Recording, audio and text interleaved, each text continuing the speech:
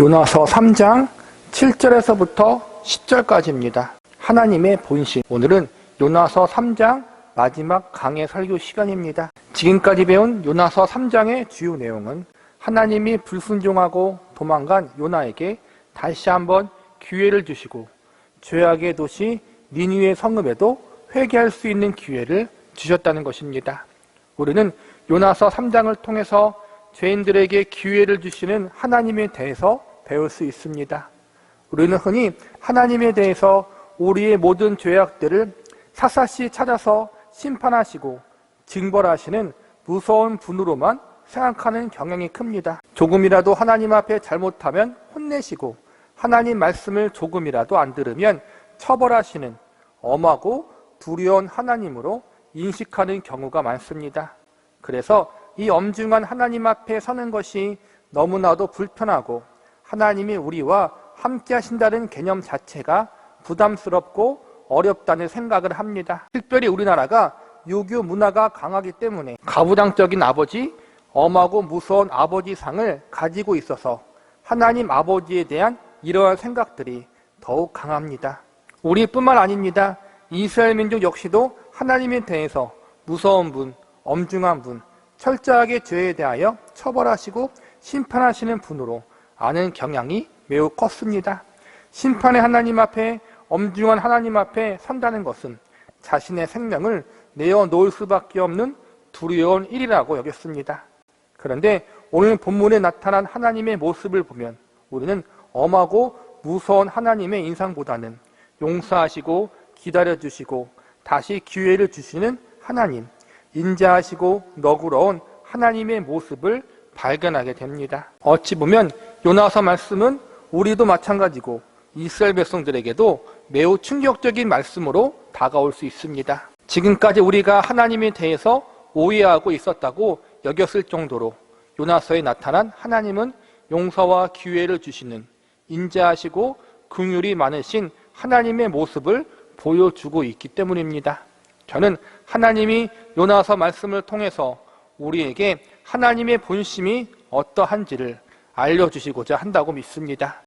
이스라엘 백성들이 오해하고 있었던 하나님의 본심, 저와 여러분이 오해하고 있었던 하나님의 진짜 마음이 본래 어떠한지에 대해서 요나서 말씀을 통해서 하나님은 그분의 본심과 마음을 알려주고 계시는 것입니다. 이스라엘 백성들이 믿는 하나님, 저와 여러분이 아버지라 부르는 그 하나님이 어떠한 분이신지, 악인과 죄인들을 향하여 어떠한 생각을 가지고 계시는지, 악인과 죄인들을 향하여 어떠한 생각을 가지고 계시는지, 우리와 그들을 향한 하나님의 마음은 무엇인지에 대하여 요나서 말씀을 통해 우리에게 전달하고자 하십니다.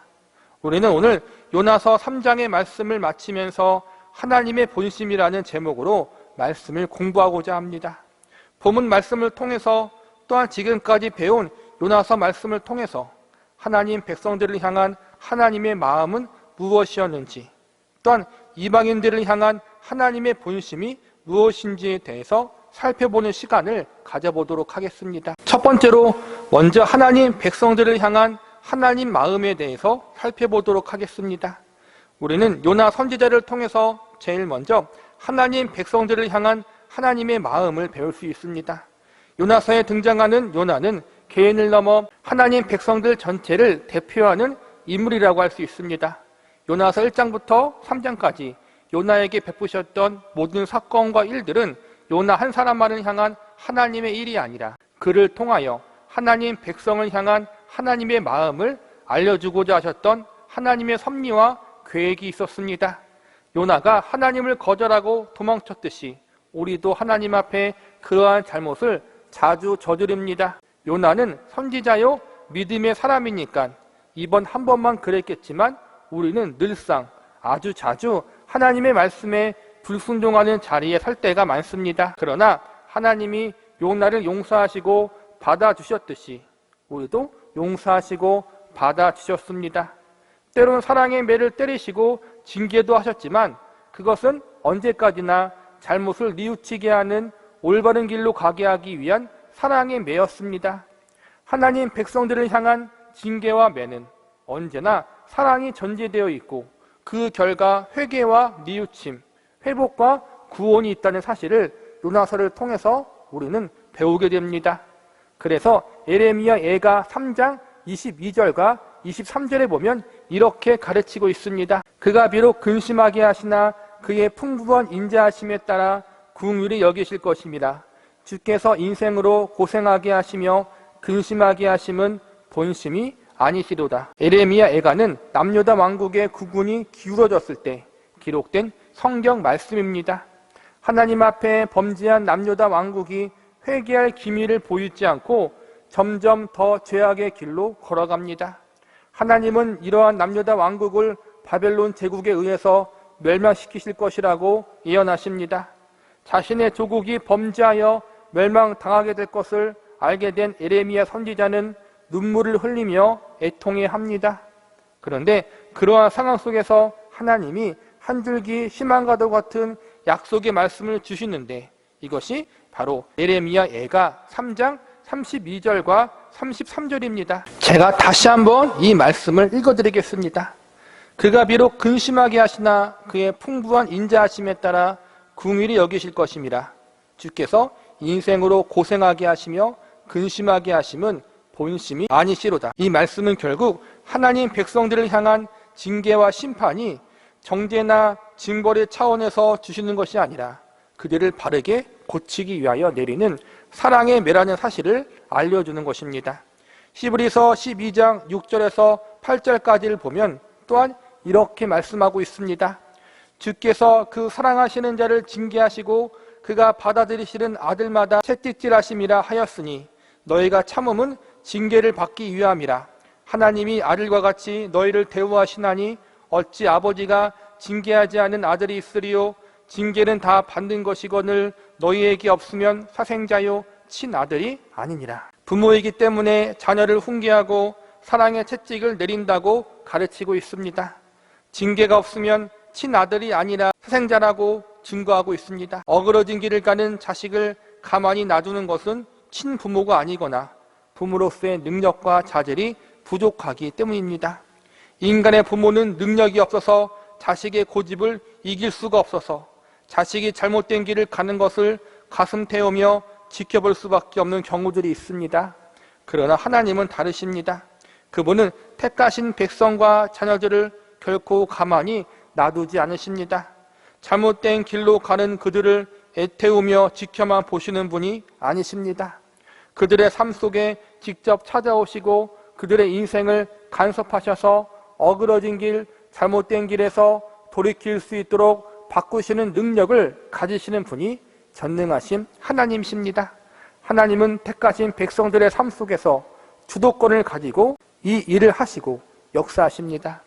요나 한 사람을 바른 길로 인도하기 위해서 바다를 요동치게 하고 하늘을 움직여 폭풍이 불게 하시고 바닷물 속 큰 물고기까지 동원하신 하나님이십니다. 우리를 구원하기 위해서, 우리를 죄와 사망의 권세에서 건져내시기 위해서, 우리를 영원한 저주와 지옥에서 구해내시기 위해서, 우리가 하나님의 백성과 자녀로서 살아갈 수 있는 은혜를 허락하기 위해서 독생자 예수 그리스도를 이 땅에 보내시고 십자가에서 생명까지 내어주도록 하신 분이 바로 하나님이십니다. 우리를 향한 이 하나님의 열심과 사랑을 우리는 절대로 이길 수 없습니다. 아무도 우리를 향한 하나님의 이 한량없는 은혜를 절대로 끊을 수 없습니다. 천지 만물을 동원해서라도 택하신 하나님의 백성과 자녀들을 옳은 길, 생명의 길로 갈 수 있도록 이끄시는 하나님이십니다. 절대로 포기하지 않겠다.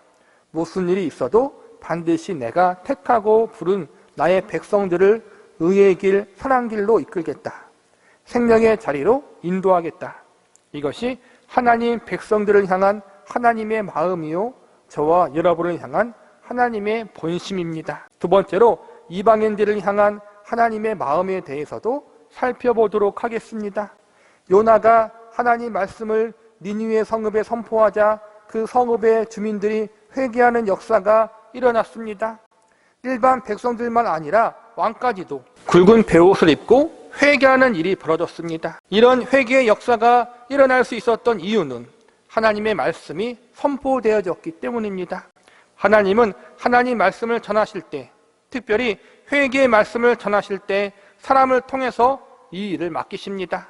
하나님은 요나를 통해서 이 일을 감당케 하셨는데 요나가 이 일이 싫어서 도망쳤던 사람이었습니다. 이 일이 싫다고 도망치던 요나를 붙잡으셔서 이리로 데리고 오사 다시 말씀을 전하게 하신 것은 이 말씀을 전해야 니느웨 백성들이 회개하고 살아날 수 있는 기회를 얻기 때문입니다. 하나님은 니느웨 백성들에게 회개할 기회를 주시기 위해서, 멸망의 심판에서 살아날 수 있는 기회를 주시기 위해서 요나를 데리고 오신 것입니다. 이방 민족이요 이스라엘 백성들의 원수였음에도 불구하고 하나님은 그들을 멸망시키기보다 회개하여 살리시는 것을 더욱 기뻐하셨습니다. 아무리 이방인이요 하나님 백성들을 괴롭히는 존재들이지만 그들 역시도 회개하면 용서받을 수 있는 하나님의 자비와 긍휼이 필요한 자들이었던 것입니다. 본문 7절과 8절을 보시기 바랍니다.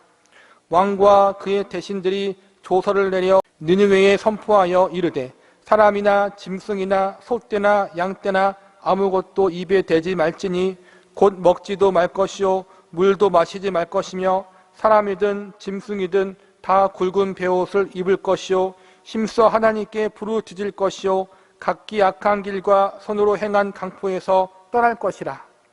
여기서 보면 이방인들은 요나를 통해 선포된 말씀을 듣자마자 자신들의 죄를 뉘우치는 회개 운동이 시작된 것을 볼 수 있습니다. 하나님이 심판하겠다는 경고는 심판하기 전에 돌이켜 회개하라는 하나님의 사인입니다. 말씀을 전하지 않고 경고의 메시지를 알려주지 않고 그냥 단번에 멸망시켜 버릴 수도 있지만 하나님은 도망치는 요나를 데려다가 끝까지 경고의 말씀을 전하도록 했습니다. 또한 40일이라는 기한을 주셨습니다. 이렇게 말씀을 전하게 하시고 기한을 주신 것은 하나님이 악한 니느웨 백성들에게도 회개할 수 있는 기회를 주시기 위해서입니다. 에스겔서 18장 23절에 보면 이렇게 가르치고 있습니다. 주 여호와의 말씀이니라.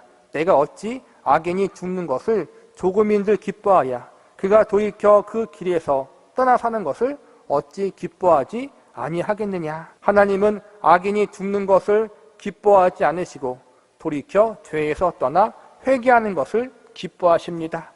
어떻게 해서든지 잘못을 들추어내어 죄의 꼬투리를 잡아 벌 주시려는 것이 하나님의 마음이 아니라 어떻게 해서든지 잘못을 뉘우치고 회개하여 새롭게 되기를 바라시는 것이 이방인들을 향한 하나님의 마음인 것입니다.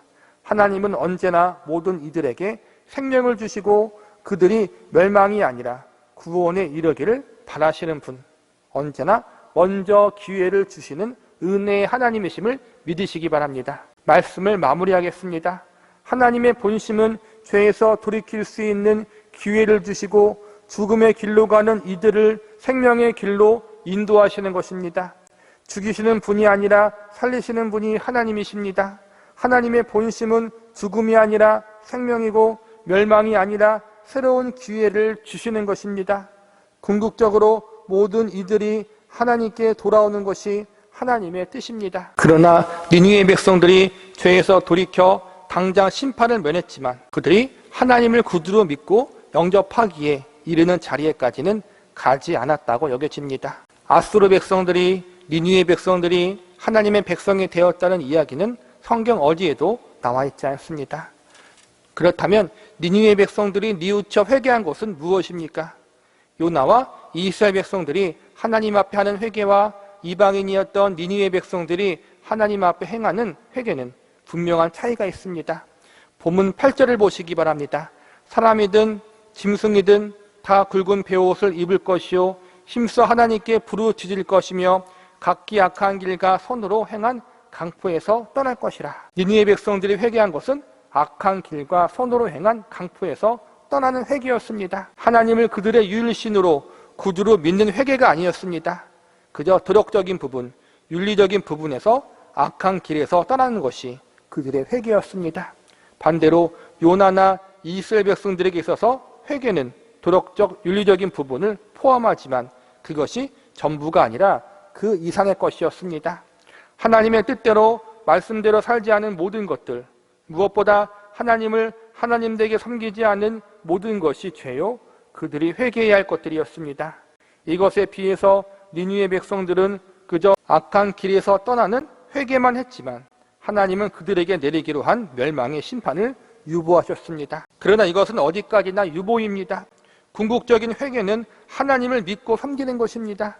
그분을 그들의 구주로 영접하고 받아들이는 것입니다. 그러나 니느웨 백성들은 이방인이기 때문에 단번에 그렇게 되는 것이 어려웠습니다. 그래서 하나님은 그들에게 궁극적인 회개, 하나님을 믿고 그분만을 섬기는 참된 회개를 할 수 있는 자리에 갈 수 있도록 심판을 유보하시고 일정 기간의 시간을 주신 것입니다. 당장 시행되는 멸망의 심판을 유보해 둘 테니 이제 도덕적 윤리적인 차원을 뛰어넘어 창조주 하나님, 구주 되시는 하나님을 믿고 섬기는 자리로 돌이켜라. 시간을 줄 테니 참되게 돌이켜서 그 자리로 오라는 것입니다. 하나님이 이방 민족이었던 니느웨 백성들의 사정을 고려하신 것입니다. 너 지금 당장 안 믿으면 죽는다. 모두 멸망시켜 버린다. 이렇게 하지 않으시고 도덕적 윤리적인 부분만 먼저 언급하시고 시간을 주시고 기다려 주신다는 것입니다. 그리고 이 기회를 통해서 너희에게 멸망의 심판을 유보하시고 기다려 주시는 하나님이 어떤 분이신지 알 수 있는 기회를 허락하여 주십니다. 니느웨 백성들에게 기회를 주신 하나님, 그들을 당장 멸망케 하지 않으시는 하나님, 그 하나님을 니느웨 백성들의 하나님으로 섬길 수 있는 기회를 주신 것입니다. 하나님은 이처럼 어떻게 해서든지 트집 잡고 꼬투리 잡아 심판하시는 하나님이 아니십니다. 이방민족 니느웨 백성들을 배려해 주시고 기다려 주심으로 참된 회개를 할 수 있는 기회를 주시는 분이 바로 하나님이십니다.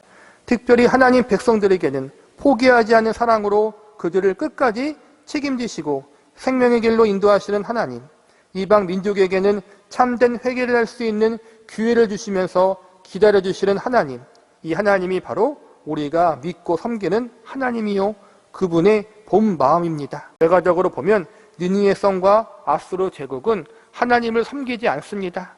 참된 회개를 하지 않는 것입니다.